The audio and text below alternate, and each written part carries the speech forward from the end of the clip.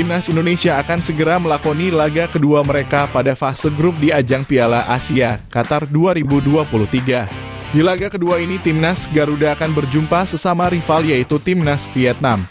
Kekalahan Timnas Indonesia pada laga sebelumnya mengharuskan skuad asuhan Coach Sintayong tersebut berusaha untuk memetik 3 poin pada laga yang akan tersaji di Jumat malam besok. Melawan Timnas Vietnam, tentu Timnas Indonesia harus mempersiapkan strategi dan taktik yang lebih matang dibandingkan saat berjumpa Timnas Irak yang lalu.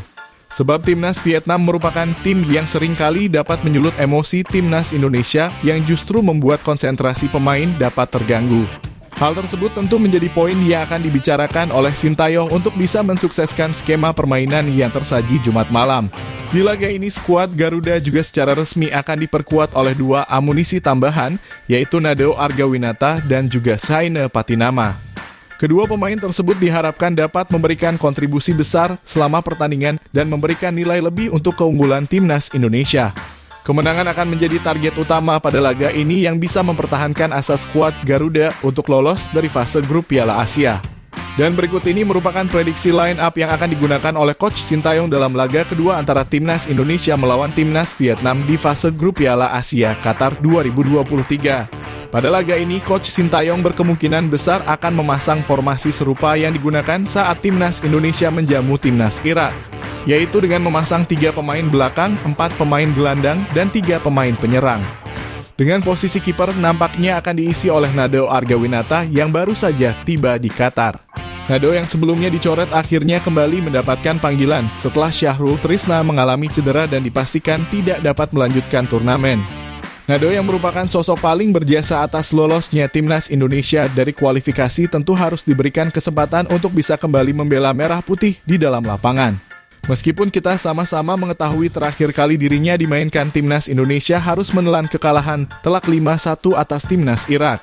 Tentu dengan pengalaman tersebut dapat memancing semangat Nadeo Argawinata untuk membalas kesalahannya dengan menjaga mistar gawang Timnas di laga Jumat malam melawan Timnas Vietnam. Pemain asal Borneo FC tersebut pada dasarnya memang merupakan sosok kiper paling ideal untuk Timnas Indonesia. Postur tubuhnya yang tinggi dan tangannya yang panjang membuat dirinya layak dijadikan pilihan utama di dalam tim.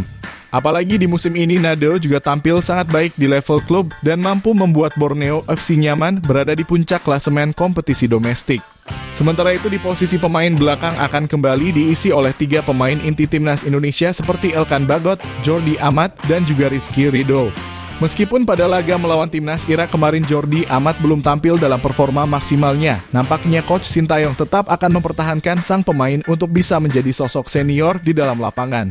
Kerjasama dan ikatan antara ketiga pemain tersebut sampai saat ini masih menjadi yang terbaik untuk Timnas Indonesia. Dan diharapkan mereka bertiga tetap dapat mempertahankan performa maksimal jelang laga kedua melawan Timnas Vietnam. Tentu melawan Timnas Vietnam nanti ketiga pemain ini tidak memiliki PR yang begitu besar.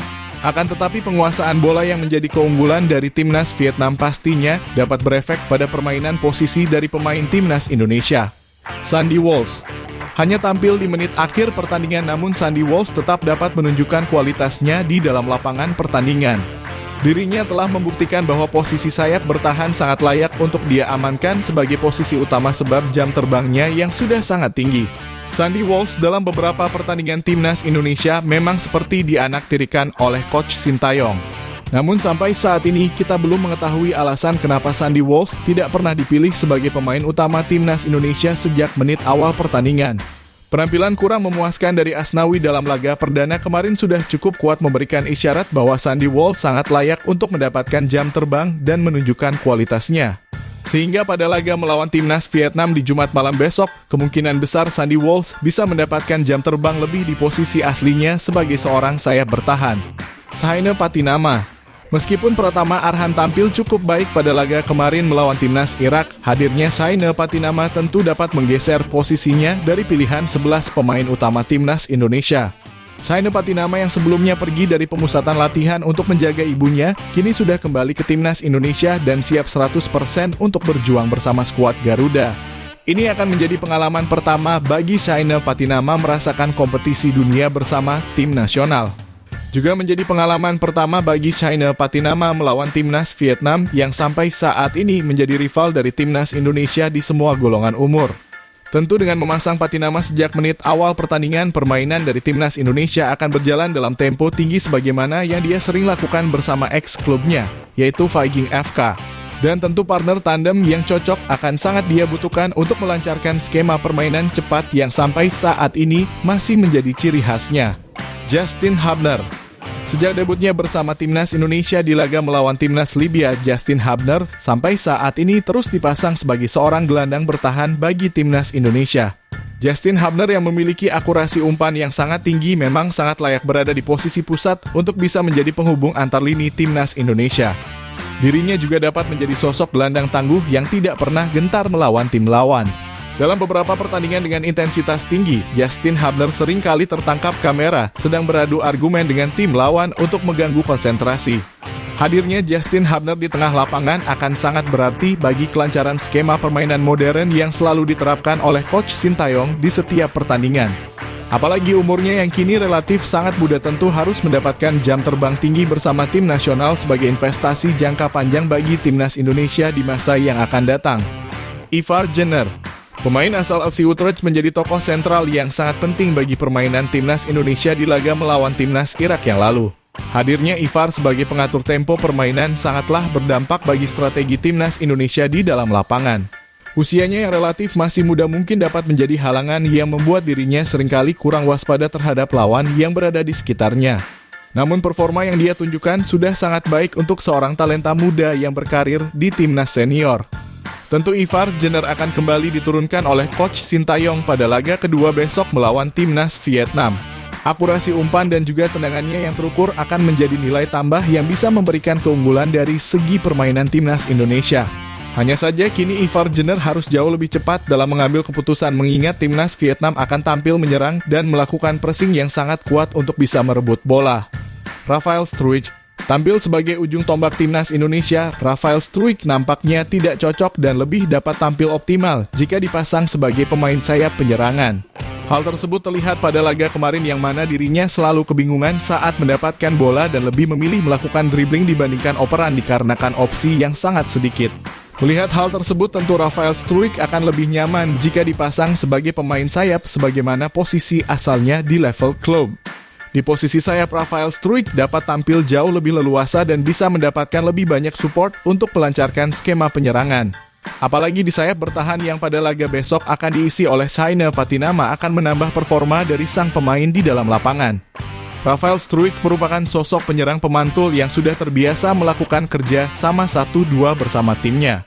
Dirinya akan jauh lebih maksimal jika mendapatkan partner yang bisa mengimbangi permainannya untuk bisa mencapai kotak penalti. Yakob Sayuri. Meskipun memiliki postur paling kecil di dalam kompetisi ini, Yakob Sayuri menjadi nama yang sangat diperhitungkan pada laga perdananya melawan timnas Irak. Pergerakannya yang sangat baik membuat Yakob Sayuri tampil tanpa beban dan mampu kembali memaksimalkan performanya di dalam lapangan. Meskipun kita mengetahui memang sejak laga uji coba kemarin pemain asal PSM Makassar tersebut tampil sangat dominan bersama skuad Garuda. Akan tetapi pada laga kemarin melawan timnas Irak, dirinya menunjukkan permainan berkelas dan bahkan menciptakan assist yang masuk dalam nominasi Asia Kelas Dunia di pekan pertama Piala Asia. Memasang Yakob Sayuri sebagai sosok penyerang akan menjadi pilihan yang tepat dari Coach Sintayong untuk kembali dapat memaksimalkan seorang Yakob yang kini sedang dalam performa tertinggi. Yakob akan menjadi sosok berbahaya bagi timnas Vietnam di laga kedua nanti melalui kecepatan lari dan juga kecerdasannya saat dalam penguasaan bola. Marcelino Ferdinand. Pada laga kedua melawan timnas Vietnam di hari Jumat mendatang, Marcelino Ferdinand akan dipasang sebagai seorang pemain tanpa peran di dalam pertandingan. Peran ini sangatlah cocok bagi seorang Marcelino mengingat dia adalah sosok pemain gelandang menyerang yang dapat bergerak secara bebas untuk bisa melancarkan skema permainan. Pada laga yang akan datang, timnas Indonesia berkemungkinan akan tampil tanpa seorang striker, yang mana peran ini akan digantikan oleh Marcelino Ferdinand sebagai gelandang serang yang berperan sebagai false nine. Marcelino merupakan wonderkid timnas Indonesia yang masih memerlukan banyak jam terbang. Kesalahan tentu akan sering dia buat di dalam lapangan dan akan menjadi pembelajaran berharga bagi sang pemain. Dengan memberikannya jam terbang lebih di level senior khususnya melawan timnas Vietnam yang akan menjadi lawan abadi timnas Indonesia, akan membuat Marcelino semakin matang dalam permainan dan tentu akan menjadi investasi yang sangat berharga bagi timnas Indonesia. Itulah tadi merupakan prediksi line up yang akan digunakan oleh Coach Sintayong dalam laga kedua antara Timnas Indonesia melawan Timnas Vietnam di fase grup Piala Asia Qatar 2023. Jangan lupa tulis pendapat kalian di kolom komentar.